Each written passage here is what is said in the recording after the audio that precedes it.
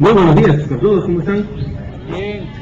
Bueno, verlos el día de hoy, son los fieles de la iglesia, les decía los del primer servicio, porque no importa que sea, me vaya o no me vaya, no importa, yo voy a la iglesia a adorar al Señor. Entonces, sé que este domingo son los fieles del Señor que están acá en la congregación. No, mentira, estamos contentos de estar hoy día en la presencia del Señor, vamos a estudiar, vamos a seguir estudiando esta serie que hemos llamado De Vuelta al Cole en Gálatas, una serie verso a verso a través del libro de Gálatas. Hoy día estamos en el capítulo 3. Si tienes tu Biblia en la mano, puedes abrirla en Gálatas 3. Si no tienes una Biblia, puedes levantar tu mano y uno de nuestros hermanos y hermanas se va a acercar a tu sitio para darte una Biblia y puedas leer con nosotros. Si aún así no puedes leer, Dios mediante, los versículos van a estar en la pantalla también. Entonces vamos a nuestras Biblias, Gálatas, capítulo 3. Ahora, mientras llegamos ahí a Gálatas, hay algunas cosas sensibles que necesitamos compartir como iglesia. Antes que nada queremos mostrarte o decirte nuestro agradecimiento si estás aquí visitándonos, si estás visitándonos quizá por primera vez, estás chequeando la iglesia y qué sé yo. Estamos contentísimos de que estés con nosotros el día de hoy, aun si no te consideras parte de la iglesia Calvary Lima. Estamos muy muy contentos de estar, de contar con tu presencia el día de hoy. Sin embargo, hoy día hay algo importante que quiero compartirte, y es con respecto a, bueno, todos estamos al tanto de las cosas que están pasando en nuestro país, la situación que afrontan estas comunidades en donde las lluvias torrenciales y el niño costero y todas esas cosas, y los huaicos que a su paso han llevado personas, animales, casas, pertenencias, y etcétera, etcétera, a través de lo largo y ancho del país en las últimas semanas, meses quizá. Y leí un artículo que ya a esas alturas de lo que va del año, aproximadamente hay más de 60, casi 70 personas que han perdido la vida solo en este año a causa de los huaicos. Hay más de 60.000 damnificados en todo el país. Entonces hay cosas muy difíciles que están pasando en muchas comunidades en nuestro país. Y ni qué decir de la racionalización o no sé cómo se dice, del agua, ¿no? Muchos están sin agua por 4 o 5 días y es tensa la situación, es terrible, es trágica, ¿no? Ahora, yo creo que este tipo de situaciones hacen que nosotros, generan dos tipos de reacciones, deberían generar dos tipos de reacciones entre nosotros. Uno es la reflexión y otro es la acción. Ese tipo de cosas nos llevan a reflexionar y a accionar, nos llevan a pensar y a hacer, ¿no? Y una de las cosas que la gente piensa con respecto a ese tipo de desastres naturales y sufrimiento que la gente pasa es, bueno, ¿dónde está Dios? ¿Dónde está Dios en todo esto? ¿Dónde está Dios y todo?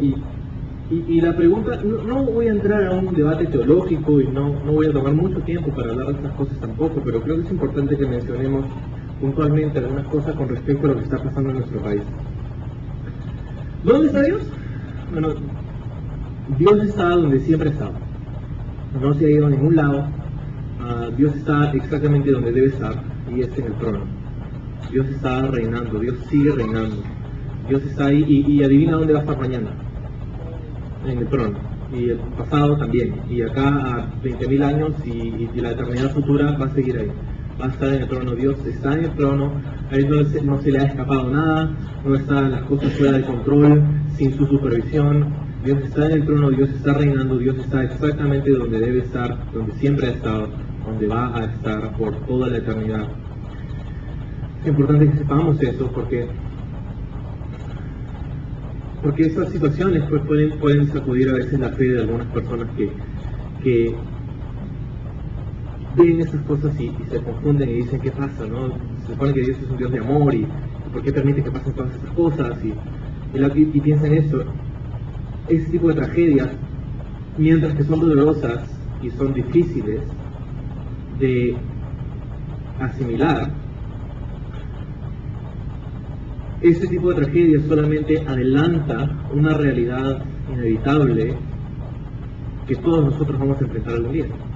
Y es el hecho que todos nosotros, tú que me estás escuchando, yo mismo, todos nosotros vamos a enfrentar la muerte algún día. Todos nosotros vamos a pasar por eso. Y ese tipo de tragedias adelanta esa realidad inevitable para algunas personas. No deja de ser dolorosa, no deja de ser triste, no deja de ser difícil esa realidad, pero vamos a pasar todos y cada uno de nosotros por eso. Y eso nos lleva pues a la reflexión de revalorizar la vida, de los valores que le hemos asignado a las diferentes cosas en esta vida. Es increíble, en los últimos días hay cosas que solíamos dar por sentado, ¿no? El hecho de abrir el caño de tu cocina y que salga agua, ni lo pensabas, o sea, vas a la cocina, abres el caño y sale agua. No es lo que tenías que pensar, no, ni siquiera formaba parte de nuestro proceso mental, no teníamos que pensar para nada en absoluto acerca de ese tipo de cosas. Ellas hace unos días, y para muchas personas hasta el día de hoy, ya por varios días, esta no es la realidad, no es lo que está pasando ahora, el caño sale aire, y eso, y aún eso, ¿no? Y la cosa es que este tipo de cosas nos hace repensar esas cosas que tenemos por sentado a veces. Hay mucho que damos en esta vida por sentado y estamos experimentando como un abrir y cerrar de ojo. Todo aquello que nosotros damos por sentado en esta vida puede cambiar en un instante. Eso nos debe llevar a pensar, a reflexionar sobre aquellas cosas que tienen valor para nosotros. A veces hay personas que se desviven por alcanzar ciertas cosas, sino que sean malas, pero asignan un valor increíble a cosas que se pueden perder en un abrir y cerrar de ojos. Y entonces,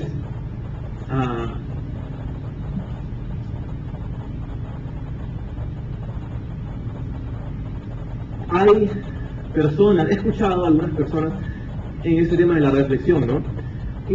Algunos cristianos a los que he escuchado o he leído, mejor dicho, decir que esto que está pasando en nuestro país es el juicio de Dios.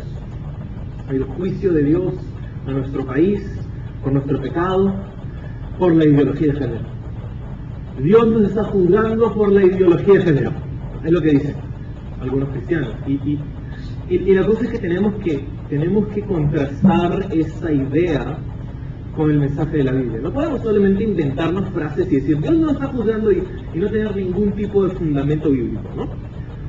Y entonces tenemos que contrastar esa idea con la enseñanza de la palabra de Dios, porque entonces esto que está pasando, esos huaicos y estas lluvias y todas esas cosas, Dios nos está permitiendo que es por su juicio. Dios nos está castigando por considerar la ideología de género. Mira, en otras palabras, estás diciendo que estas cosas que están pasando son consecuencia directa de nuestro pecado.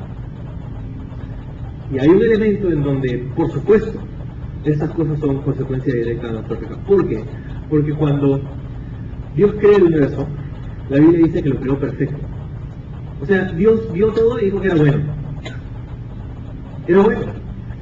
Y era bueno en tanto que no había pecado en el mundo, no había pecado en el corazón de Adán y Eva, y por un corto tiempo, por más corto que haya sido, fue un tiempo genial, donde no había pecado, y el mundo y el universo estaban en una condición perfecta. Pero entró el pecado en el mundo, y no solamente Adán y Eva y toda la humanidad después de ellos sufrieron, sino que la creación también sufrió. Tanto el Antiguo como el Nuevo Testamento nos dice que la creación está aguardando y gimiendo por la redención que va a venir cuando Cristo regrese y reorganice todas las cosas en este planeta. Entonces, hay un aspecto muy real en el que toda enfermedad, todo dolor, todo sufrimiento, toda tragedia y toda muerte es causada indirectamente por el pecado. Porque fue nuestro pecado lo que hizo que este mundo esté en la condición en la que está. Pero es que este huaico estas pérdidas, 60.000 damnificados y 70 muertos, Dios nos está juzgando. Mira, yo creo que si esto se tratara de que Dios está juzgando nuestro pecado, O sea, si esto de los huaicos fuera que Dios nos está juzgando por la ideología del género, hace rato que ninguno de nosotros estaría aquí. O sea, escucha, la homosexualidad no ofende a Dios más de lo que le ofende cuando un heterosexual le pega a su mujer o maltrata a sus hijos. O cuando lanzas un comentario insultante por redes sociales contra una persona pública o política a quien ni siquiera conoces. Dios encierra todo bajo pecado porque hemos pecado. Todos hemos pecado, todos nosotros hemos pecado. Y si esto se tratara de que Dios está juzgando a nuestro país, hace rato que ninguno estuviera aquí. Ninguno de nosotros estuviera aquí. Entonces, ¿este es el fin del mundo? Probablemente no. Probablemente no es el fin del mundo. ¿Podría Cristo venir en cualquier momento? Probablemente sí. Probablemente sí. ¿Podría venir en cualquier momento? Si es así, entonces la pregunta es, ¿qué nos gustaría que Jesús nos encuentre haciendo? Si puede venir en cualquier momento, si puede venir hoy día, mañana, esta semana. ¿Qué nos gustaría que nos encuentre haciendo Jesús? Comentando molesto acerca de PPK en el Facebook. O haciendo su voluntad, sirviendo, bendiciendo a los demás. Entonces me encanta que hayas hecho la pregunta esta mañana, porque hay algo que podemos hacer, y te decía que ese tipo de situaciones nos llevan a la reflexión y a la acción, y la reflexión, nosotros hemos entendido esto, no se trata del juicio de Dios directamente por la ideología de género, no creo que se trate acerca de eso. Si fuera el pecado que Dios está juzgando, todos nosotros no estaríamos aquí. Pero sí nos debe llevar a la acción, nos debe llevar a la acción. Y hay tres cosas específicamente que nuestra iglesia puede y creo que debe hacer. Número uno es orar. Quizá lo más importante que puedes hacer es orar.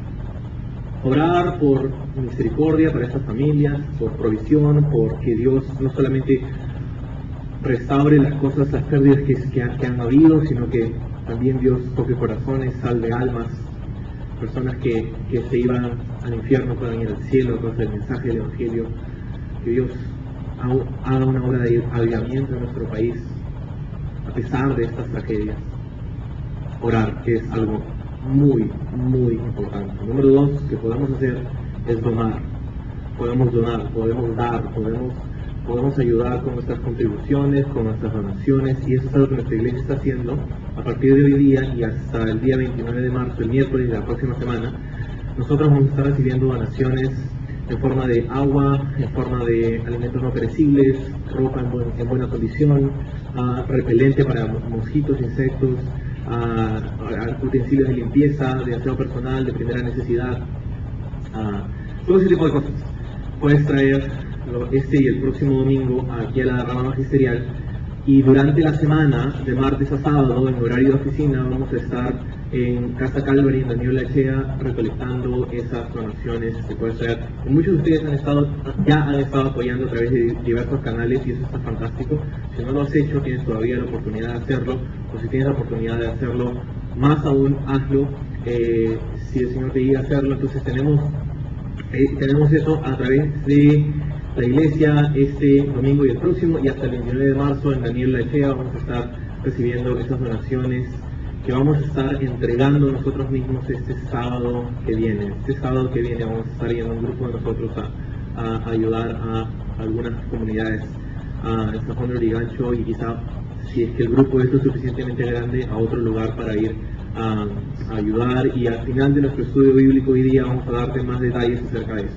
Entonces puedes orar, puedes donar y puedes servir. Esa es la tercera cosa que podemos hacer. Podemos servir, podemos ir, podemos inscribirnos, podemos ayudar, hay tantas personas que necesitan todavía sacar barro y piedras y cosas de sus casas, y podemos hacerlo, y vamos a hacerlo este sábado. Entonces eso es algo que vamos a hacer como iglesia, y vamos a hablar de, como decía, de los detalles más adelante, ¿no? Entonces, lamentable, pero entendemos que Dios sigue donde ha estado por la eternidad, y está en su trono, está reinando, y todo esto no se escapa de su control. Dios tiene todavía un plan para esto, y lo que quizá el enemigo puede traer para mal, Dios lo puede cambiar para bien, Dios puede hacer algo fantástico a través del esfuerzo de sus hijos y la dedicación y la fidelidad de sus hijos para con otras personas a quienes Dios ama. Entonces, vamos a hacer esto esta semana que viene, y como te digo, más información y detalles respecto a esta actividad vamos a dar al final de nuestro estudio bíblico. Pero quería mencionar esas cosas, creo que era importante que hablemos y aclaremos algunas cosas con respecto a lo que está pasando en nuestro país y oramos que el agua regrese a todos los hogares, porque el auditorio está un poco mejor. Entonces, de vuelta al cole es nuestra serie, y hoy día en el capítulo 3 de Gálatas el título es tutoría, tiempo de tutoría. Vamos a orar. Señor, gracias por ese tiempo, háblanos en tu palabra. Creemos que cuando estudiamos tu palabra y leemos tu palabra, tú tienes algo que decirnos específico para nosotros. Háblanos hoy, abrimos nuestro corazón, nuestros oídos, nuestra mente y disposición para escuchar lo que tú tienes que decirnos. Entonces, no solamente oramos por nuestro estudio bíblico hoy, sino también oramos por la situación de nuestro país. Te pedimos, Señor, pon en nuestra semana, en nuestros días, poder orar, incluso ayunar de repente, si tú nos guías por estas cosas, y te pedimos por misericordia sobre nuestro país, que tu Espíritu Santo sea derramado a cuantas personas podamos entrar en contacto y junto a muchos de tus hijos en los diferentes círculos de la iglesia en el Perú, que están haciendo una obra fantástica, Señor, para alcanzar a las personas, para bendecir a las personas, y nos unimos a ese esfuerzo y pedimos que bendigas ese esfuerzo, que personas que no te conocen puedan conocerte al amor de Dios, Señor, a ti. Entonces oramos por todo esto y encomendamos nuestras vidas y nuestro país en tus manos, en el nombre de Jesús. Amén. Muy bien. Tutoría. Tutores, profesores, maestros, especialmente los maestros de colegio. Creo que son personas que cumplen un rol tan importante en nuestra etapa colegial, y la de cualquier persona que está en el colegio. Significa un montón. Ellos sacrifican tanto para estar ahí con sus alumnos. Hubo un tiempo muy corto en el que yo fui profesor de inglés en un colegio y no sabía la tarea, no sabía lo arduo de la tarea que tiene un profesor de colegio. Nosotros cuando estábamos en el colegio veíamos, ni pensábamos en nuestros profesores que se sacrificaban, mientras que nosotros les hacíamos la vida imposible. Pero no solamente es estar ahí y tener paciencia, sino es desarrollar las clases, corregir tareas y no sé en qué porcentaje, pero creo que más del 50% de la tarea de un profesor la hace fuera de clase, ¿no? Es increíble. Creo que es una vocación que no se aprecia ni se reconoce lo suficiente. ¿Hay profesores en la casa hoy día? ¿Hay profesores de colegio? Sí. Vamos a dar hay varios, ¿no? Vamos a dar un aplauso por ellos. Sí, en verdad. Es una vocación que ciertamente no se reconoce lo suficiente, pero cuando hablamos de tutoría, ¿no? Yo creo que uno de los cursos más extraños del colegio es la tutoría, ¿no? No siempre se llamó tutoría, a veces se llamaba OVE, ¿no? Su OVE, entonces, tutoría el día de hoy, ¿no? Y dependiendo cómo te habías comportado en la semana, tutoría era un tiempo que tú esperabas con ansias o con pánico, como una de las dos, ¿no? Porque se supone que tutoría es el tiempo en donde los profesores, los tutores, pues, se conectan con los alumnos y se supone que los tienen que guiar hacia convertirse en mejores estudiantes, mejores hijos, mejores futuros ciudadanos, ¿no? Y esto se conseguía típicamente con una buena gritada de parte del tutor, ¿no? ¿No? Nada como un reglazo en la palma de la mano para solucionar a un par de palomillas, ¿no? O una jalada de patilla, ¿no? que te dejaba la patilla pero roja, ¿no?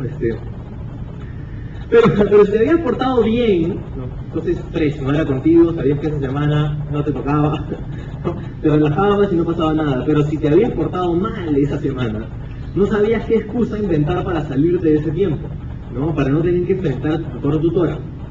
Típicamente la carta comodín que usábamos, la carta comodín de preferencia, era la enfermería, ¿no? Nada como un buen dolor de cabeza o de estómago fingido para salir de clases, ¿no? Y especialmente cuando sabías que te habías portado mal. Entonces, pero este comodín solamente lo podíamos utilizar un par de veces porque si no se daban cuenta, que estábamos fingiendo. Entonces era un comodín que solamente utilizábamos en circunstancias estratégicas y especiales. Pero era súper extraño porque nunca sabías qué esperar del tiempo de tutoría. Yo por lo menos nunca sabía qué esperar, especialmente si tenías un tutor o tutora temperamental, ¿no? No sabías qué iba a suceder, ¿no? Y obviamente pues si saliste del colegio hace más de una década, los tiempos de tutoría eran completamente diferentes a los tiempos de hoy, ¿no? ¿Qué les pegaban? ¿No? ¿Y por qué no los denunciaban? ¿No? Porque ¿quién iba a denunciar? Mi papá me decía, oye, ya, muchos de ustedes, sus padres le decían a los tutores, dele más duro, ¿no? Entonces eran otros tiempos, ciertamente eran otros tiempos, ¿no? Pero en esta nueva sección del libro de Gálatas, en la que nosotros estamos entrando el día de hoy, en el capítulo 3, Pablo nos va a contar que nosotros también tenemos un tutor, o teníamos un tutor espiritual, y nos va a decir quién es y cuál es su tarea, cuál es su función en nuestra vida. Entonces, por eso se llama tiempo de tutoría. Vamos a acordarnos un poco del bosquejo de este libro, el libro de Gálatas. 6 capítulos se dividen en 3 partes, capítulos 1 y 2. Habla acerca de la experiencia con la gracia de Dios, capítulos 3 y 4 habla acerca de la doctrina de la gracia de Dios, y capítulos 5 y 6 habla acerca de la aplicación o la práctica de la gracia de Dios en nuestra vida. Entonces es experiencia, doctrina y práctica de la gracia de Dios, podríamos decir el quién, el qué y el ahora qué, ¿no? Entonces eso es lo que vemos aquí, pero eso nos sirve como para estudiar el libro y entenderlo un poco mejor, pero tienes que saber que en esencia ese documento era una carta que el apóstol Pablo estaba escribiendo, y él no estaba pensando, bueno, en estos 2 capítulos voy a hablar acerca, y en estos 2 capítulos, no, él tenía una sola idea en mente, y su idea era meterle una corregida, una gritada, si pudiera, a los creyentes en Galacia. El propósito de Pablo para escribir esta carta era decirles, ¿cuál es su problema? ¿Cómo es que se han apartado del Evangelio de la gracia de Dios? No puedo creer que sean tan tontos. Vamos a leerlo. No lo digo yo, lo dice Pablo, ¿no? Entonces, ¿cómo es que sucede? Y ese es el propósito en el cual Pablo pues escribe esta carta.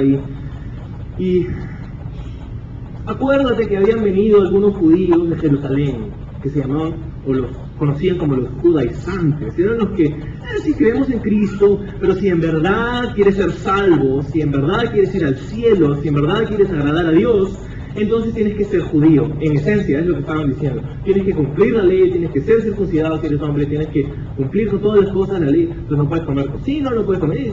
Si no haces esto, entonces en realidad eres así como que básico, ¿no? Eres el primer escalón en el peldaño espiritual, ¿no? Entonces no eres nadie, no eres nada. Pablo, Cristo está bien, pero en verdad, lo profundo es hacer todas estas cosas que la ley de Moisés dice que hagas. Eso es lo que habían venido a decir. Y el problema para Pablo no es que hayan venido estas personas a hablar esas cosas, es que los creyentes se la creyeron. Era que estos cristianos le prestaron oídos y atención a este mensaje y creyeron esas cosas que le está diciendo. Entonces Pablo escribe esta carta para mostrarles lo equivocados que estaban y exhortarles a que regresen a lo básico, y el mensaje simple del Evangelio de Jesucristo, que Jesús vino, murió, resucitó y vendrá otra vez. Y solo en Él tenemos verdadera vida y libertad. Tenemos vida y libertad, pero ustedes quieren regresar a las cadenas, quieren regresar a la esclavitud de la ley. No lo podía entender. Es como si Jesús estábamos en la cárcel nosotros, y Jesús abre de puerta en puerta la cárcel, nos quita los grilletes, paga nuestra fianza y nos dice, ven, sé libre, y nosotros salimos y nos comemos esas papas y regresamos a la cárcel porque se siente cómodo ahí. No, es que yo sé cómo, prefiero más cómo se ve, y es como, no entiendo cómo Jesús, habiéndote hecho libre, tú has decidido regresar a esa prisión. Vamos a leer el versículo 1, dice, oh Gálatas insensatos, ¿quién os fascinó para no obedecer a la verdad? A vosotros, ante cuyos ojos Jesucristo fue ya presentado claramente entre vosotros como crucificado. Oh Gálatas insensatos. Una traducción distinta dice esto: queridos idiotas de Galacia. Así empieza el capítulo 3 en otra versión, ¿no? Queridos tarados, ¿no? Como, no entiendo cómo pueden ser tan mensos, como diría mi amigo Jonathan Domingo, ¿no? De México. Mensos, tontos, tarados. Pablo, ¿qué pasó? Bueno, Pablo no les estaba haciendo bullying. Pablo no estaba hiriendo su psiquis, ¿no? Diciéndoles, ustedes son necios, tontos, insensatos. Porque Pablo no estaba refiriéndose a una condición intelectual que ellos no poseían. No les estaba diciendo, ustedes son una sarta de tontos. O sea, les estaba diciendo, y la palabra insensatos, que es la misma que utiliza aquí y otra vez en el capítulo más adelante, que es traducida como necio, habla de una persona que no utiliza la cabeza. No es una persona que no tiene conocimiento, es una persona que teniendo conocimiento no lo usa. Gran diferencia. Y eso es exactamente lo que estaba pasando con esos creyentes de Galacia. ¿Por qué? Porque ustedes conocen el Evangelio de la Gracia. ¿Cómo así? ¿Cómo Pablo podía estar seguro que ellos sabían? Porque Pablo fue quien les habló. Pablo fue quien les predicó, Pablo fue quien fundó esta iglesia, y él se aseguró de que ellos supieran el mensaje del Evangelio. Y cuando estuvo lo suficiente satisfecho con su conocimiento del Evangelio, Pablo se fue a otra ciudad. Pero cuando Pablo se fue a otra ciudad, vinieron estas personas y comenzaron a hablar que Jesús no es suficiente, quién es Pablo, que te ha mentido, que tienes que seguir la ley, que tienes que circuncidarte. Y Pablo escucha ese reporte y dice, no puedo creerlo, no puedo creerlo. Entonces, Pablo va a lo largo de este capítulo y el próximo, tratar de hacerlos entrar en razón. Y va a utilizar una serie de recursos, es increíble, una serie de recursos, la facilidad con la que Pablo va a utilizar los recursos que tiene para enseñarles lo equivocados que estaban. Es fascinante para mí estudiar estas cosas, espero que para ti también. Ciertamente guiado por el Espíritu Santo para escribir esas cosas, Pablo comienza a mostrarles con diversos ejemplos cómo es que esta idea, esta filosofía de que si tú eres bueno, entonces Dios puede recibir la salvación, que si tú obedeces la ley vas a ser salvo y solo las buenas personas van al cielo. Pablo va a refutar esa idea con claros y contundentes ejemplos, y lo primero que va a hacer Pablo es citar su experiencia con el Espíritu Santo. Lo que vemos a partir del versículo 2. Pablo va a citar su experiencia, va a hacer que ellos recuerden cuál fue su experiencia con el Espíritu Santo. Porque acuérdate que estos hombres y mujeres de la iglesia en Galacia eran gentiles. En otras palabras, no eran judíos, nunca lo fueron. Eran paganos, adoraban a otros dioses, ¿no? Eran muchos de ellos politeístas y adoraban a la diversidad de dioses, y se convirtieron y aceptaron a Jesucristo, el mensaje del Evangelio. Y entonces Pablo les va a hacer recordar cómo sucedió eso en sus vidas. ¿Okay? Versículo 2 dice, solo esto quiero saber de vosotros. O sea, quiero hacer una pregunta. ¿Recibiste el Espíritu Santo por las obras de la ley o por el oír con fe? ¿Tan necios sois? Otra vez esa palabra. Habiendo comenzado por el Espíritu, ¿ahora vas a acabar en la carne? Y el versículo 3 es el pulso, ¿no? El pulso cardíaco de todo el libro de Gálatas. Es eso lo que determina el ritmo de todo el libro. Es que has empezado en el Espíritu, pero piensas que vas a ser perfeccionado, que vas a crecer, que vas a madurar, que te va a ir mejor cuando te dedicas a los esfuerzos de tu carne. Bueno, tantas cosas, dice el versículo 4, ¿has padecido en vano? Si es que realmente fue en vano. Aquel pues que os suministra el Espíritu Santo y hace maravillas entre vosotros, ¿lo hace por las obras de la ley o por el oír con fe? Entonces Pablo les hace una serie de preguntas para hacerlos reflexionar sobre su experiencia con Dios, sobre su experiencia con el Espíritu Santo. Y les dice, número 1 del versículo 2 leíamos, ¿Tú recibiste el Espíritu Santo porque fuiste obediente a la ley? ¿O lo recibiste porque escuchaste la palabra del Evangelio y lo creíste? ¿Cuál fue? La respuesta de ellos debería haber sido, y era, ciertamente, claro, lo recibimos cuando creímos. Porque acuerden, muchos de ellos no habían sido circuncidados. No habían pasado, ahora yo soy judío. No, eran gentiles. Y el Espíritu Santo había venido a sus vidas. Había entrado en sus vidas y había morado en ellos. Y ahora el Espíritu Santo vivía en ellos y a través de ellos y estaba haciendo cosas increíbles con ellos. Antes de que ellos siquiera se enteraran qué cosa era la ley de Moisés. Entonces Pablo les dice, ¿el Espíritu Santo vino a tu vida cuando te circuncidaste? O sea, me está diciendo que el Espíritu Santo puede venir a tu vida, cuando el Espíritu Santo vino a tu vida cuando tú le dijiste al doctor, señor doctor, me han dicho que me tengo que circuncidar. ¿Puede hacer la operación, por favor? ¿Sin paz? Sí, claro, bueno.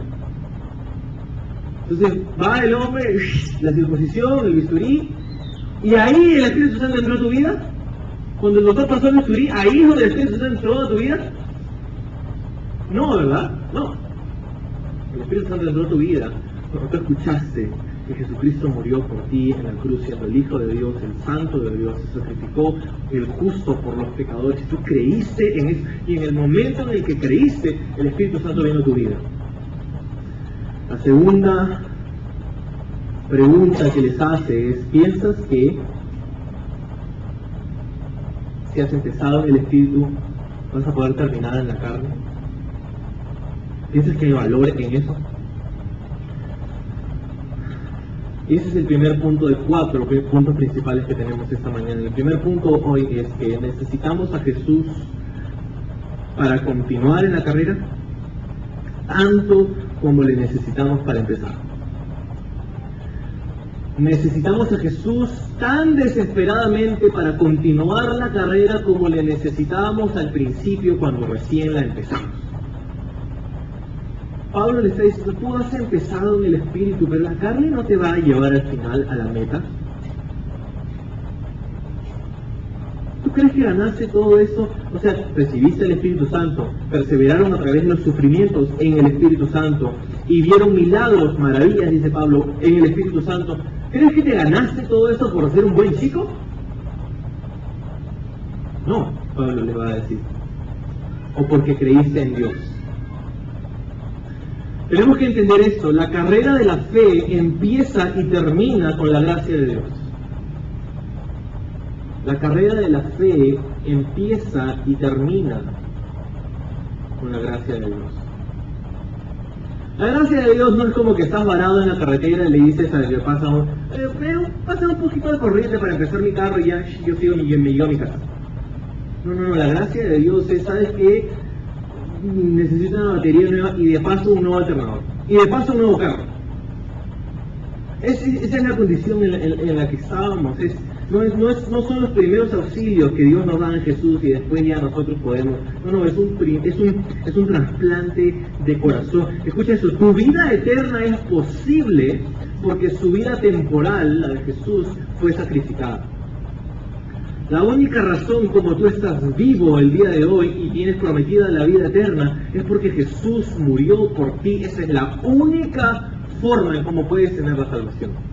Entonces, si tú has recibido eso y ahora dices, no, yo tengo que hacer esto, yo tengo que hacer lo otro, yo tengo que, porque si no digo, eso no tiene nada que ver con tu salvación. Mira lo que dice Colosenses 2:6, dice, por tanto, vivan en el Señor Jesucristo de la manera en que lo recibieron. Vivan en el Señor Jesucristo de la manera que lo recibieron. La pregunta entonces es, ¿cómo le recibimos? Si nos dice que debemos vivir en Jesús de la misma forma como lo recibimos, ¿cómo es que lo recibimos?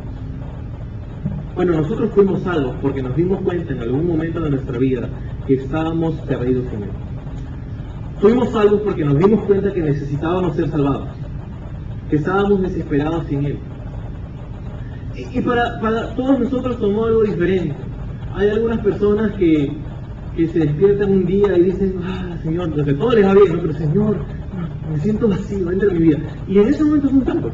No pasan tragedias, no se les muere nadie, o sea, no tiene que pasar ninguna tragedia para que ellos se den cuenta de lo necesitados que están de ser salvados. No tienen que pasar por algo duro, trágico o difícil para darse cuenta de su condición delante de Dios, de pecador. Para otras personas, sin embargo, para otras personas toma un poco más. Para otras personas, hay personas que intentan, sí se puede, yo puedo, y a lo largo de sus vidas intentan pasar la piola sin Dios. Y en muchos casos lo logran, o sea, pasan piola, quiero decir. Pero hay muchas personas que al final del día, cuando sientan la cabeza sobre la almohada, puede que han conseguido muchas cosas en este mundo. Casas, carros, carreras, fama, influencia, poder. Pero al fin del día, en la intimidad, en la soledad, todas esas cosas no te van a dar verdadera paz, no te van a dar verdadera satisfacción, y no le han dado a nadie nunca verdadera paz y verdadera satisfacción. Tú puedes conseguir todas esas cosas, si no es que esas cosas en sí sean malévolas o pecaminosas. Pero si buscamos encontrar nuestra identidad, nuestro refugio, nuestro propósito en esas cosas, pues al final del día siempre vamos a terminar vacíos. Y eso es lo que Pablo está tratando de hacerles ver, es que a través de sus obras no pueden alcanzar la salvación. Muchas personas pueden pensar que, bueno, sí, Jesús me salvó, pero gracias Señor por salvarme, pero yo me encargo. Llegan a Cristo y están desesperadas ahogándose y Señor, manda un flotador, ¿no? Y entonces el Señor los salva, los saca de la crisis y le dicen, gracias Señor, yo me encargo, yo manejo. Ese no es el Evangelio de la gracia de Dios, porque la única forma de caminar con Dios exitosamente y alcanzar todo lo que Dios tiene para ti es despertarte cada mañana con la misma desesperada necesidad por la gracia de Dios, como la sentiste, como la experimentaste cuando inicialmente fuiste salvo. ¿Te acuerdas de ese momento en donde ese día que marcó un antes y un después, o esa etapa en tu vida? De repente no fue un día, pero fue una semana, o fue un mes, o fue un año, que tú dices, antes de ese año y después de ese año, yo tenía 2 vidas completamente diferentes, antes y después. ¿Qué sucedió durante esa temporada en donde le entregaste tu vida a Jesús? ¿Cuál era tu condición? ¿Cuál era tu corazón? ¿Cómo estabas con Dios? ¿Cómo te sentías? ¿Cómo veías la vida? ¿Cuál era tu perspectiva de las cosas? Estabas desesperado por Dios. Y estabas completamente agradecido, dependías completamente de Dios. La pregunta que Pablo te hace es, ¿tú piensas que la madurez espiritual se alcanza graduándote de la gracia de Dios? Estás equivocado. Porque necesitas a Jesús tan desesperadamente como le necesitabas cuando empezaste la carrera, hoy día, y mañana, y pasado. Porque necesitamos a Jesús tanto para continuar como para empezar. Pero la pregunta es entonces, si ellos sabían estas cosas, ¿cómo es que fueron engañados? ¿Cómo fueron engañados? La palabra que Pablo utiliza es una palabra increíble, dice Gálatas insensatos. Y el punto número 2 esta mañana es que el problema son tus ojos. El problema son tus ojos. Número 2. Quiero explicarte a qué me refiero. Versículo 1 dice otra vez: oh Gálatas insensatos, ¿quién os fascinó? Esta palabra fascinó literalmente se traduce como ¿quién los hechizó? ¿Quién los embrujó? Para no obedecer a la verdad, a vosotros ante cuyos, ¿qué dice? Cuyos ojos Jesucristo fue ya presentado claramente. ¿Quién los fascinó para que se apartaran de esto que fue presentado delante de sus ojos. Y esa palabra, fascinar, hechizar, embrujar, es una palabra curiosa, pero no está hablando acerca de un término. Pablo no está diciendo que ellos estaban así como que en un trance, que alguien había venido Harry Potter y les había metido el encantamiento. No estaba diciendo eso. Lo que quiere decir, esta palabra se utilizaba, según los comentarios que he leído, que dicen que se utilizaba esta palabra para referirse a la forma en cómo una serpiente engatusaba a su presa. Como una serpiente, por ejemplo, podía comerse a un conejo. El conejo podía saltar, correr, irse, escaparse, pero lo que pasaba y lo que pasa a veces es que la serpiente se pone cara a cara con el conejo y lo mira, ¿no? Y lo mira, nada más lo mira, comienza a moverse y lo mira y ya hace contacto visual, no pierde el contacto visual. Y el conejo como que quiere escapar, pero se queda mirando la serpiente, ¿no? Y dice, sé que tengo que correr, pero no puedo dejar de mirarla, ¿no? Y entonces está mirando hasta que la serpiente se lo come. Entonces está hechizado, está engatusado, no se puede mover, está paralizado, ¿no? Y esa es la palabra que utiliza aquí. Es como, ¿quién ha quitado tu atención de Jesús? Y esa es la cosa. Porque donde tú pones tus ojos, eso determina dónde va el resto de ti. En lo que tú decides enfocar tu atención, eso va a ser lo que el resto de ti va a seguir.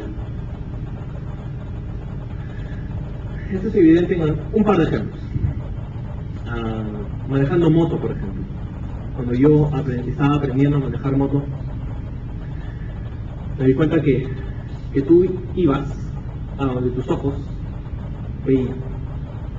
Por eso que hay personas que tú dices, oye, está en la carretera, es de 1 kilómetro de ancho la carretera, y hay un poste, y en ese poste se chocó.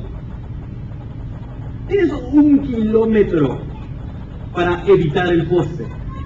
¿Cómo es que se chocó con el único poste que había? Estaba borracho seguramente. No siempre. Sino que a veces estás manejando y ves el poste y dices, no quiero chocarme, y estás mirando el poste, no quiero chocarme, y ¡pum!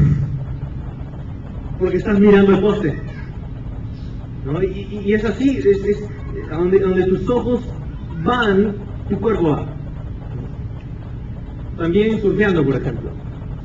Aprendí, y es una de las cosas que me gusta hacer, no soy bueno para nada, pero me gusta hacerlo. Y surfeando es igual. Cuando te paras en el tabla, una de las cosas que yo solía hacer, si es que me paraba en la tabla, era que ponía mis ojos en mis pies, porque tenía que asegurarme que estaba bien puesto y tenía la técnica correcta y mis pies, y mientras hacía eso me caía. Y todavía me caigo, muy seguido.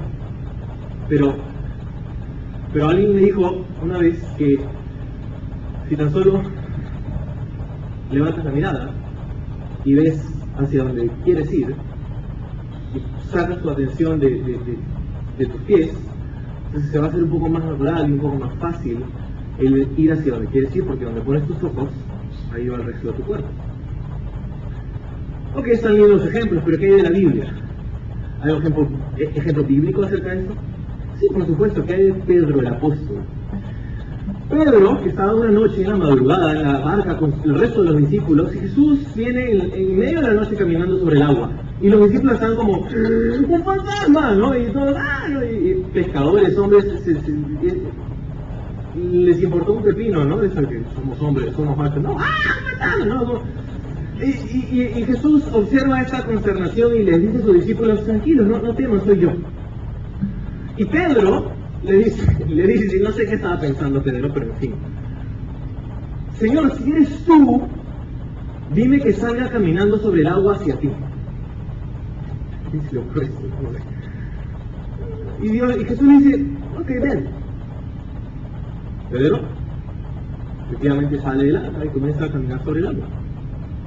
Le da un par de pasos porque sus ojos están puestos a Jesús. Pero la Biblia dice que Pedro se hundió. Y se hundió, según la Biblia, cuando comenzó a poner sus ojos, cuando se dio cuenta de lo que estaba haciendo. Cuando se dio cuenta que había olas, que era de noche, que había vientos, que estaban en medio de una tormenta. Cuando quitó sus ojos de Jesús y los puso en las circunstancias, y los puso en las olas, y los puso en el viento que les era contrario, se comenzó a hundir. Lo mismo pasa con nosotros. Si quitas tus ojos de Jesús y los pones en las circunstancias, en los problemas, en las adversidades, en las tragedias, en la política, tienes que saber que corres peligro de que la verdad simple del Evangelio comience a ser más y más borrosa, y que eventualmente, si no tienes cuidado, vas a pasarla por alto. Por eso la Biblia dice en Hebreos 12:2 lo siguiente: debemos fijar nuestra mirada en Jesús. Debemos fijar nuestra mirada en Jesús. Hebreos 12:2, quien es el autor y consumador de nuestra fe. Entonces, punto número 3, avanzando rápidamente esta mañana, es que lo mejor de ti no eres tú. Lo mejor de ti no eres tú. Pablo a continuación va a citar un montón de ejemplos para explicarles que la Biblia muestra y es testigo de lo que Pablo estaba enseñándoles. El verdadero mensaje de las Escrituras era el que Pablo les había enseñado. Y Pablo va a hacer su caso, va a construir su defensa. Pablo es como un abogado en este momento que está haciendo un juicio a la filosofía de la salvación por obras, y comienza a llamar a sus testigos. La defensa llama y va a llamar a diferentes testigos en la Biblia, y vamos a leerlo. Entonces, el versículo 6 dice: así Abraham creyó a Dios, y le fue contado por justicia. Sabe por tanto que los que son de la fe, estos son hijos de Abraham. Y la Escritura, previendo que Dios había de justificar por la fe a los gentiles, dio de antemano buena nueva a Abraham, diciendo: en ti serán benditas todas las naciones. De modo que los de la fe son bendecidos con el creyente Abraham. Porque todos los que dependen de las obras de la ley están bajo maldición. Pues escrito está: maldito todo aquel que no permaneciere en todas las cosas escritas en el libro de la ley para hacerlas. Y que por la ley ninguno se justifica para con Dios. Es evidente, porque el justo por la fe vivirá. Y la ley no es de fe, sino que dice: el que hiciere estas cosas vivirá por ellas. Cristo nos redimió de la maldición de la ley, hecho por nosotros maldición, porque está escrito: maldito todo aquel que es colgado de un madero. Para que en Cristo Jesús la bendición de Abraham alcanzase a los gentiles, a fin de que por la fe recibiésemos la promesa del Espíritu. Hermanos, hablo en términos humanos. Un pacto, aunque sea de hombre, una vez ratificado, nadie lo invalida ni le añade. Ahora bien, a Abraham fueron hechas las promesas y a su simiente. No dice y a las simientes, como si hablase de muchos, sino como de uno, a tu simiente, la cual es Cristo. Esto pues digo, el pacto previamente ratificado por Dios para con Cristo, la ley que vino 430 años después, no lo abroga para invalidar la promesa. Porque si la herencia es por la ley, ya no es por la promesa, pero Dios la concedió a Abraham mediante la promesa. Entonces, en esta sección, como te dije, Pablo está citando a la defensa, está citando al estrado a testificar a sus amigos de la Biblia. Está citando a ciertas partes de la Biblia para hacerles ver que el mensaje de las Escrituras es congruente de principio a fin, que su enseñanza no era otra sino la verdadera enseñanza de la palabra de Dios. Y él llama, por ejemplo, a Habacuc. En el versículo 11 cita a Pablo: el justo por la fe vivirá. Es como si Pablo estuviera diciendo: Habacuc, he llamado a testificar, ¿no? Y Habacuc viene, se siente en el estrado, jura decir la verdad, toda la verdad, sí, juro, ¿verdad? Entonces, y Habacuc dice: ¿qué dices? El justo por la fe vivirá. Gracias, Habacuc, y se va, ¿no? Entonces, el justo por la fe vivirá. No dice el justo por la ley vivirá, dice el justo por la fe vivirá. Y Pablo dice en esta sección que si quieres ser justo por la ley, tus esfuerzos no son suficientes. Tus buenas intenciones no son suficientes. El que creas que eres una buena persona no es suficiente. Si quieres ir al cielo por tus propios méritos según la ley, ¿sabes lo que tienes que hacer? La Biblia diría, lo que tienes que hacer es vivir y cumplir con la ley perfectamente, 100%. Si quieres ser justo por la ley, tienes que cumplir la ley justamente. No querer cumplirla. Sí, yo quiero cumplir la ley. En términos de justificación, tus buenas intenciones no sirven. Alguien dijo una vez que el infierno está lleno de buenas intenciones. Tienes que cumplir con la ley si quieres ser justificado por la ley. Toda la ley. Santiago diría en el Nuevo Testamento que si tú rompes una ley, has roto toda la ley. Si hemos pecado una vez, eso es suficiente para ser encontrados culpables. Suficiente. No importa que tú pienses que yo soy bueno, no soy tan malo como el que está en la cárcel, yo no soy tan malo como el pedófilo, violador, yo no soy tan malo como el asesino. No importa. Porque tanto el homosexual, el pedófilo, el mentiroso, el acechador, todos hemos pecado. Todos hemos pecado. Hay pecados más graves, hay pecados más horrendos, hay pecados más horribles, hay pecados más devastadores, cierto, hay diferentes niveles de pecado. Sin embargo, siguen siendo en esencia pecados. Y nos contaminan de la misma manera. Cortan nuestra relación con Dios y nos hacen culpables ante la ley de Dios. ¿Te das cuenta entonces por qué la Biblia dice que todos estamos bajo maldición si es que fuéramos a ser justos por la ley? Maldición, porque no la podemos cumplir. Entonces Habacuc se baja y Pablo llama a la defensa a Moisés.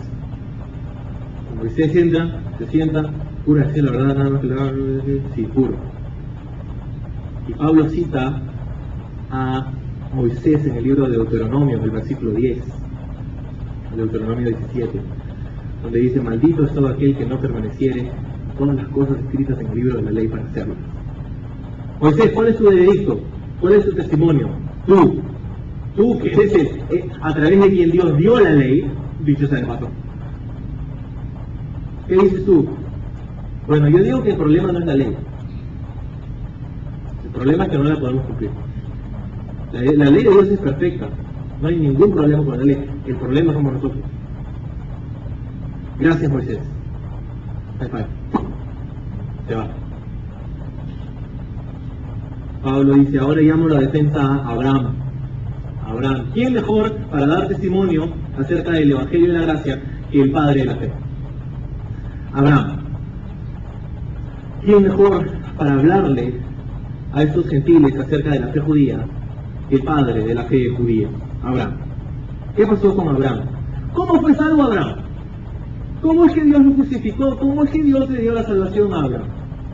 Si Cristo no había venido todavía, y más importantemente si la ley no había venido todavía. Es más, la ley llegó 430 años después de que Dios justifique, o en otras palabras, le dé la salvación a Abraham. Entonces, Abraham es llamado a testificar y él nos cuenta, Pablo citando a Génesis 15, es un pasaje fantástico. Si tienes tiempo esta semana, lee Génesis 15, te va a bendecir, porque es ahí donde Dios le da una promesa, ratifica su promesa con Abraham, y le dice Dios a Abraham, en Génesis 15, citado aquí en Gálatas 3, que Dios iba a bendecir a Abraham, que Dios le iba a bendecir, que Dios le iba a dar una descendencia, le iba a dar muchos hijos tan numerosos como las estrellas, le iba a dar una tierra, la tierra prometida, y le iba a dar una bendición que a través de su simiente, uno de sus hijos, uno de sus descendientes, iba a ser aquel de quien todas las familias de la tierra iban a recibir una bendición. Obviamente está hablando acerca de Jesús. Jesús sería un descendiente directo de Abraham. Entonces, Dios le promete todas estas cosas a Abraham, y Abraham escucha y dice: ok, te creo, Señor. Y en ese momento Dios le pone el sello a Abraham de justificado. Justificado. ¿Sabes qué significa justificado? Justificado no es como cuando tú justificas una inasistencia, una falta de trabajo al colegio, ¿no? Presenta su justificación, como tu excusa. La palabra justificado no quiere decir excusa. La palabra justificado en la Biblia quiere decir recibir justicia, ser otorgado justicia, como si nunca hubieras pecado, en otras palabras. Justificado es como si nunca hubieras pecado, justo como si nunca hubieses pecado. Y eso es lo que dice la Biblia que Dios le dio a Abraham. Antes, 430 años antes de la ley. ¿Te das cuenta cómo esto destruye el argumento de aquellos que decían que no, si Dios es salvo, tiene que ser por la ley? ¿Por qué? Porque ¿cómo fue salvo Abraham? ¿Me puedes explicar cómo rayos Abraham fue salvo si la salvación es por la ley? Si cuando Dios llamó a Abraham, él era un pagano más. Cuando Dios llamó a Abraham, él era un gentil, él era incircunciso, él ni siquiera había una nación de Israel, ¿sabías?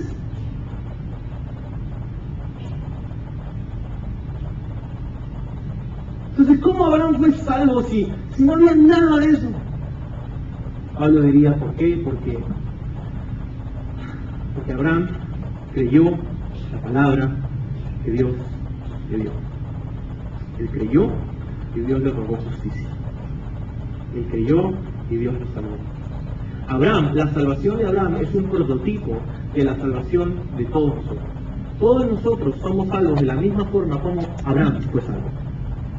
En la fe de la palabra de Dios, de la promesa de Dios, por fe, de la gracia de Dios, del plan de Dios.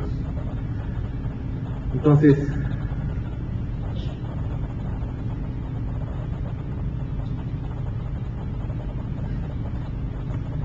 lo que Pablo dice con respecto a Abraham también es que Dios no solamente le prometió a Abraham que Dios iba a hacer esto, sino que también hizo un pacto con él. Dios le dijo que tendría una herencia para él y le dio una promesa. En Génesis 15, que está citado aquí, Abraham le hace una pregunta a Dios, le dice, Señor, ¿cómo es que sabré que van a pasar estas cosas? O sea, te creo, pero ¿cómo que voy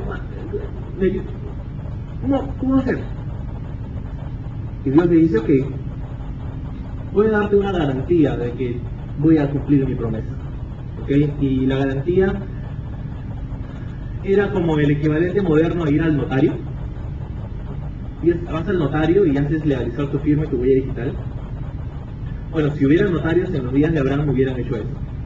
Pero como no había, la forma de legalizar un acuerdo ante el notario era trayendo animales, un cordero, un buey, una serie de animales que cortabas por la mitad, no así como cuando pasas la carnicería,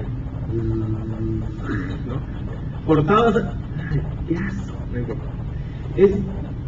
Entonces hacían eso, cortaban los animales y los ponían en un camino, en la calle, en la tierra, una mitad de este lado, la otra mitad del otro lado. Y los que estaban haciendo el pacto, el acuerdo, se cogían de la mano y caminaban a través, lindo, ¿no? Caminaban a través, qué romántico, de la carne, los intestinos, la sangre que estaba de todo el piso, y estaban diciendo, si tú incumples tu parte del trato, eso es lo que te va a pasar a ti. Ok, conforme señor notario, ¿no? Y esa era la forma de cómo hacían ese pacto antiguamente. Entonces, cuando Dios me dice, voy a darte garantías, vamos a ir al notario, Abraham trae los animales para hacer legalizar la huella digital de la firma. Abraham dice, ok, le trajo los animales, los cortó, todo chévere, los puso y estaba haciendo sus polichineras para calentar, para pasar con Dios de la mano, para, wow, sí, chévere, ¿no? Ya, Señor, vamos, 1, 2 y... Abraham dice que se quedó jato, se quedó dormido, se quedó seco, dice el libro de Génesis. Y dice que Dios, en un pilar, en una columna de fuego, Dios pasó a través de ese sacrificio, Dios pasó a través de ese pacto, solo, sin Abraham. Y cuando Abraham se despertó, Abraham yo me imagino se despertó bastante confundido, ¿no? ¿Qué pasó? No sé, Señor, perdón, me imagino que estaba cansado, perdón, no sé. Listo, Señor, vamos a pasar, vamos al notario. Y Dios le dice a Abraham, Abraham, no es necesario. Yo ya fui al notario. Yo ya pasé por el sacrificio. Yo lo hice solo. ¿Cómo? Sí, mientras tú estabas durmiendo yo lo hice. ¿Por qué, Señor? Si yo pensé que tú y yo... Si... Lo que pasa, Abraham, es que yo voy a prometer, yo te estoy prometiendo esas cosas y la realización de esas promesas no dependen de ti. Porque yo no voy a poner mi promesa, yo no voy a construir ni realizar mi promesa sobre el fundamento resquebrajado que es tu fidelidad, Abraham, porque sabes que no quiero decírtelo ahora, pero en unos años vas a sacar la vuelta a tu mujer, en unos años vas a dormir, vas a tener relaciones sexuales con la criada de tu mujer, y en unos años vas a mentirle al faraón acerca de tu mujer, y vas a decir que es tu hermana cuando no, y vas a fallar, y si este pacto dependiera de tu fidelidad, entonces yo voy a tener que matarte, voy a tener que hacer lo que le hicimos a estos animales. ¿Por qué? Porque tú no vas a poder cumplirlo. Pero ya que no lo vas a poder cumplir, yo decidí hacer este pacto solo, en donde tú vas a ser el beneficiario, pero no va a depender de ti, va a depender de mí. Este pacto es unilateral, es eterno y no depende de ti. ¿Serio, Señor? Sí.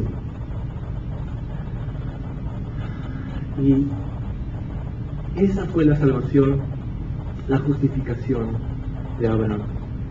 Y lo mismo es cierto acerca de nuestra salvación. No se trata de ti. No se trata de tus esfuerzos, no se trata de tus obras, no se trata de llevarles alimentos a los damnificados, no se trata de sacar los escombros.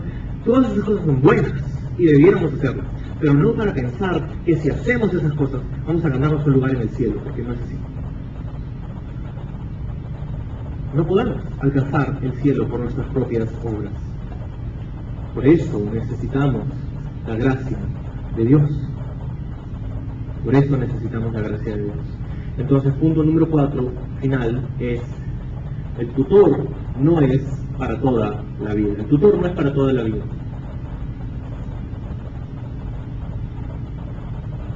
Como con nuestros tutores. Estaban ahí, se supone, con la intención de ayudarnos a ser mejores alumnos, mejores hijos, mejores futuros ciudadanos. Pero nuestros tutores solamente nos decían lo que estábamos haciendo bien y mal. Nuestros tutores nos daban instrucción acerca de cómo hacer lo bueno, de qué es lo bueno y por qué no deberíamos hacer lo malo. Y nos daban instrucción, pero sabes que nuestros tutores no podían entrar en nuestra psiquis, en nuestra alma, para hacernos capaces de hacer lo bueno por nosotros. No tenían esa facultad. Y Pablo va a explicar algo similar con respecto a la ley. Versículo 19. Entonces, ¿para qué sirve la ley? Fue añadida a causa de las transgresiones hasta que viniese la simiente a quien fue hecha la promesa y fue ordenada por medio de ángeles en mano de un mediador. Y aquel mediador no lo es de uno solo, pero Dios es uno. Y luego, ¿la ley es contraria a las promesas de Dios? En ninguna manera, porque si la ley dada pudiera vivificar la justicia, fuera verdaderamente por la ley. Entonces, a partir de ahora, Pablo va a comenzar a traer a casa el punto, ¿no?, que estaba explicando, y comienza a enseñarles y decirles que, bueno, entonces, si esto es verdad, si la ley no me puede salvar, entonces ¿para qué Dios me dio la ley? ¿No? O sea, si la ley no me salva, entonces ¿para qué existe la ley en una primera instancia? Y Pablo, fantástico el razonamiento de Pablo, porque Pablo se hace a sí mismo la pregunta, en el versículo 19 y en el versículo 21, dice, Pablo se hace las preguntas, él anticipa las inquietudes que tendrían los creyentes en Galacia. O sea, ya, yo te estoy diciendo que la justicia no viene por la ley, sino viene por la fe en Cristo, y seguro que alguien me va a preguntar, ¿y entonces para qué sirve la ley? ¿No? Entonces voy a hacer la aclaración, ¿para qué sirve la ley? ¿Para qué sirve la ley? Dice el versículo 19, fue añadida a causa de las transgresiones hasta que viniese la promesa, o sea, la simiente que es Jesús. Dos propósitos por el cual Dios dio la ley. No para hacernos salvos. Dice, a causa de las transgresiones. Transgresión, una palabra para pecado, una palabra para infringir la ley, una palabra para hacer lo malo, una palabra que habla acerca de no darle al blanco. Entonces, a causa de eso, Dios nos dio la ley, número 1, y número 2, hasta que llegue la simiente que era Jesús. ¿Les entiende eso? Dos de los propósitos por los cuales Dios dio la ley en una primera instancia fue, número uno, para refrenar la maldad en el mundo. Y número dos, para preparar al mundo para Jesús. Número uno, para refrenar la maldad en el mundo, y número dos, para preparar al mundo para Jesús. Te explico. Para refrenar la maldad en el mundo. Imagínate si Dios no les hubiera dado a los judíos la ley. O sea, para el tiempo en el que Jesús hubiera tenido que llegar, probablemente no hubiera habido un pueblo de Israel. ¿Por qué? Porque se hubieran sacado la mugre los unos a los otros. Si hubieran exterminado los unos a los otros, si hubieran asimilado en las otras naciones, hubieran desaparecido de la faz de la tierra hace rato. Entonces Dios les da la ley como una forma de refrenar la maldad y preparar entonces al mundo, número dos, para que venga Jesucristo. Para que Jesucristo pueda venir a cumplir dicha ley y hacer la promesa que Dios le dio a Abraham. Número dos era preparar al mundo para la venida del Mesías. ¿Cómo la ley prepara al mundo, vamos a decir, al ser humano, para Jesús?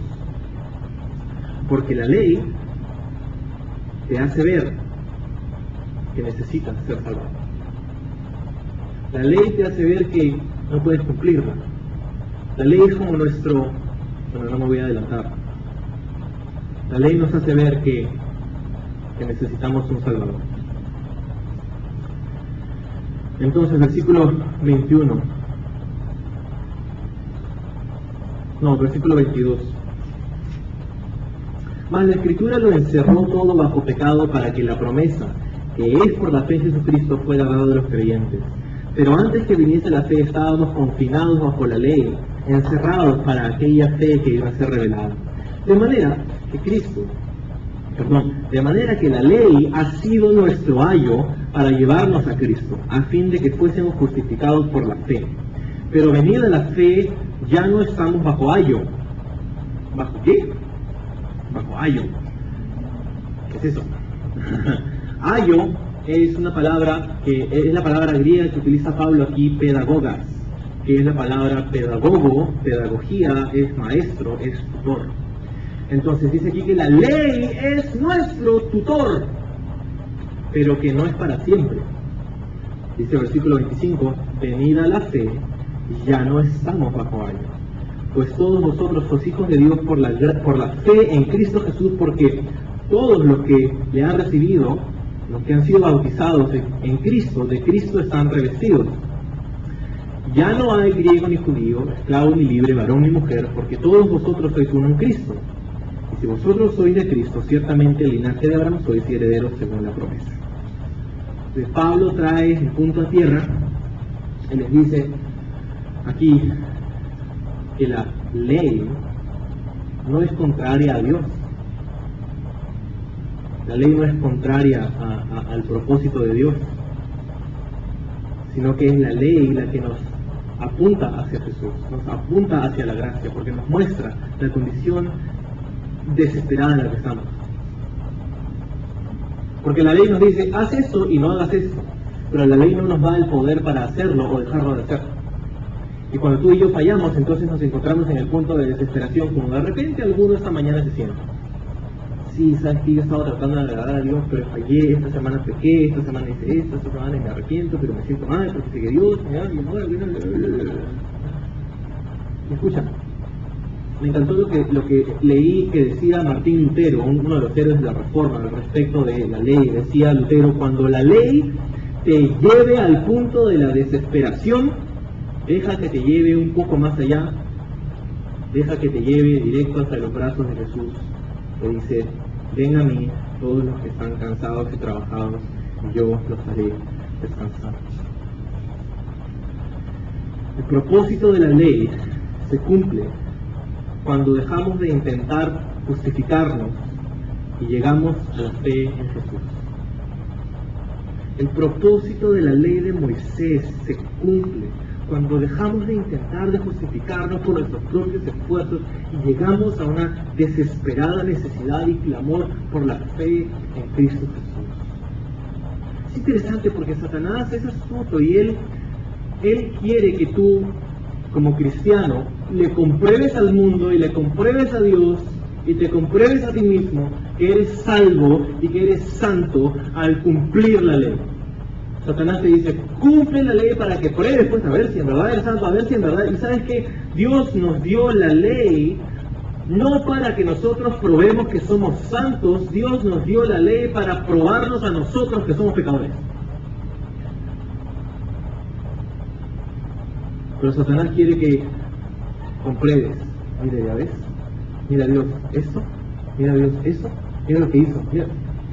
Y Dios nos dio la ley para probarnos a nosotros mismos y probarle al mundo que somos pecadores y que necesitamos el mensaje de la gracia de Dios. Entonces, con respecto a nuestra posición delante de Dios, ya que el mensaje de la gracia es tan simple, pero a la vez tan profundo, esto implica algunas cosas en nuestra vida, tiene ramificaciones hacia afuera, desde adentro hacia afuera, y Pablo va a utilizar los 2 últimos capítulos de esta carta para hablar acerca de estas ramificaciones, pero ahora tenemos un pequeño preview, tenemos una pequeña muestra antes de capítulos 5 y 6 con respecto a los efectos de la gracia de Dios. 3 cosas en específico: ya no hay judío ni griego, número 1, ya no hay libre ni esclavo, número 2, y número 3, ya no hay hombre ni mujer.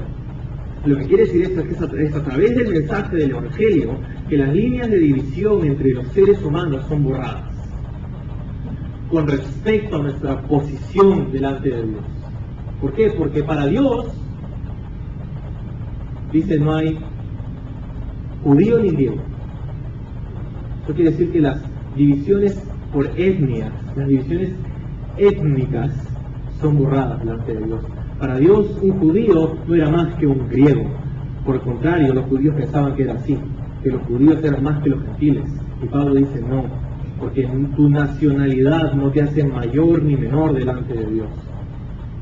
No hay griego ni judío.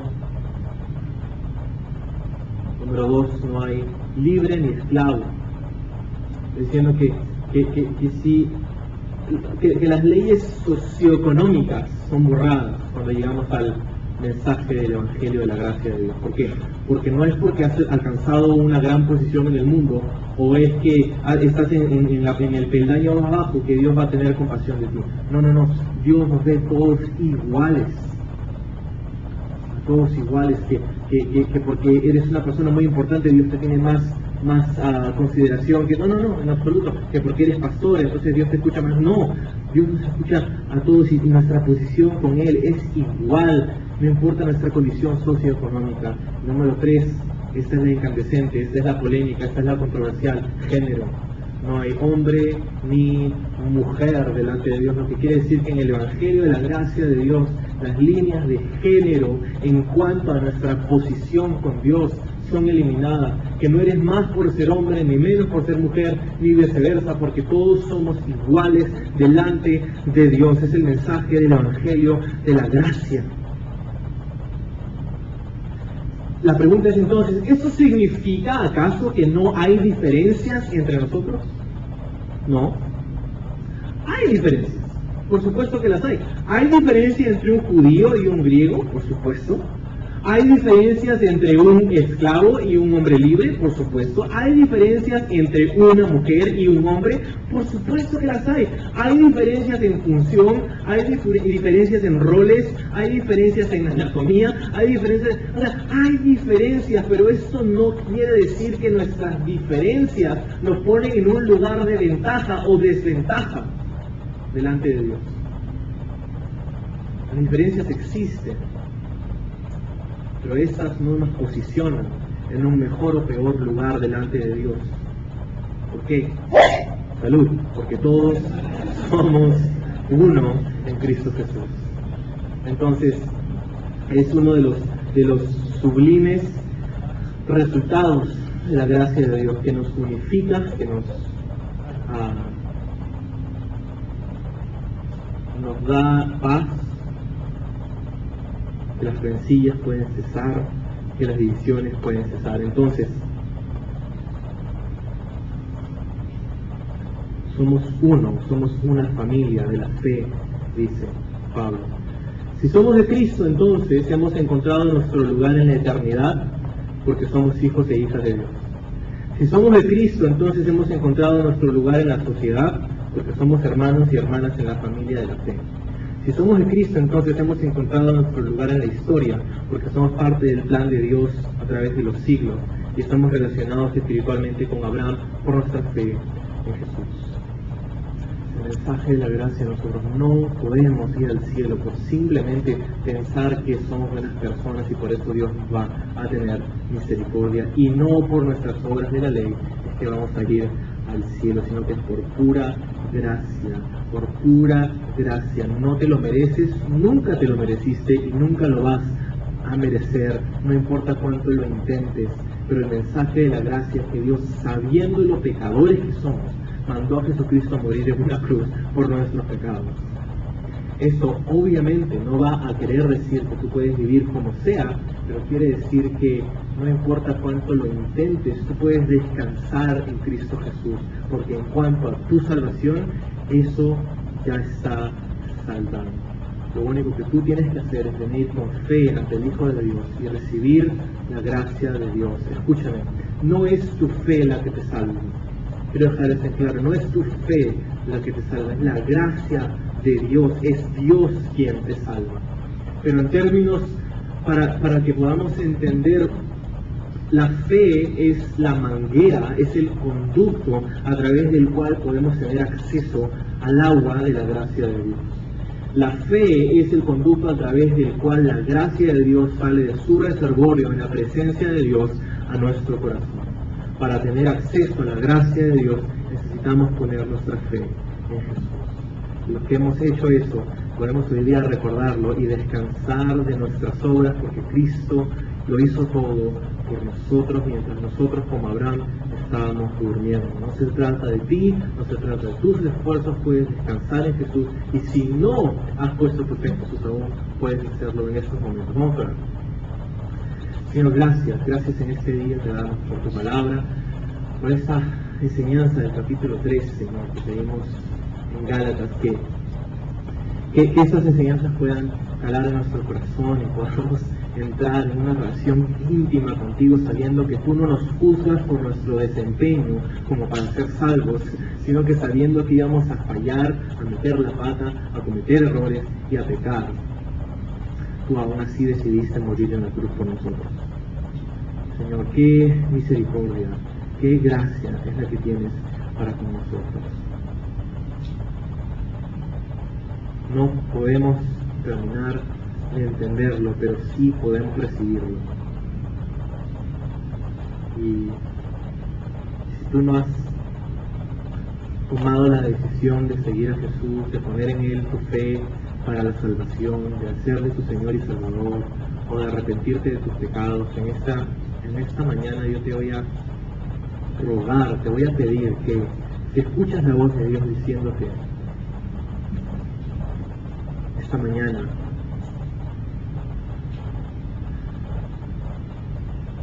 ven a mí, entrégate a mí, yo quiero lo mejor para ti, quiero darte propósito, quiero darte sentido, quiero salvarte, quiero perdonarte, quiero restaurarte, quiero redimirte.